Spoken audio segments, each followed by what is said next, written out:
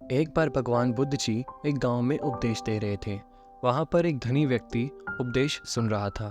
वह भगवान बुद्ध से एक प्रश्न पूछना चाहता था, लेकिन सब लोगों के सामने प्रश्न पूछने थोड़ा संकोच कर रहा था, क्योंकि उसके गांव में काफ़ी प्रतिष्ठा थी और प्रश्न भी ऐसा था कि उसकी प्रतिष्ठा दांव पर लग जाती। उपदेश खत्म होने के बाद जब सब लोग चले गए, तब उसने बुद्ध के सामने हाथ जोड़कर प्रश्न पूछा, प्रभु, मेरे पास सब कुछ है, धन, दौलत, प्रतिष्ठा, किसी भी चीज़ की कोई कमी नहीं है, लेकिन मैं खुश नहीं हूँ। खुश रहने का राज क्या है?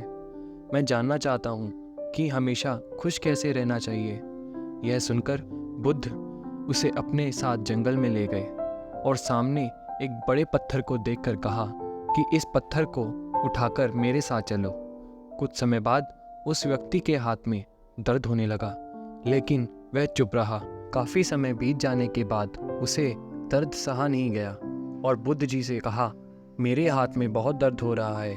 बुद्ध जी ने कहा, पत्थर नीचे रख दो, और पत्थर नीचे रखते ही उसे राहत महसूस हुई।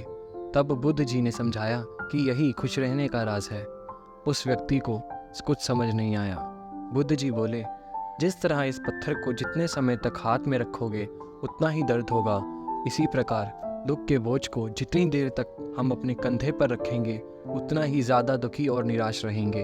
यदि व्यक्ति खुश रहना चाहता है तो उसे दुख के समान पत्थर को जल्दी से जल्दी नीचे रखना सीखना होगा।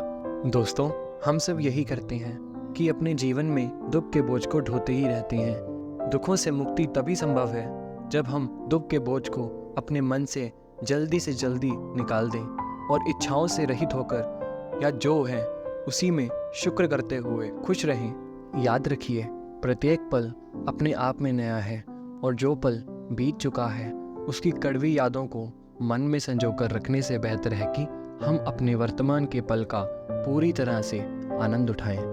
तो दोस्तों, इस कहानी के साथ हम आपसे विदा लेते हैं। मिलते हैं अगली वीडियो में। तब तक के लिए सब्सक्राइब कीजिए नो मोर को। धन्यवाद।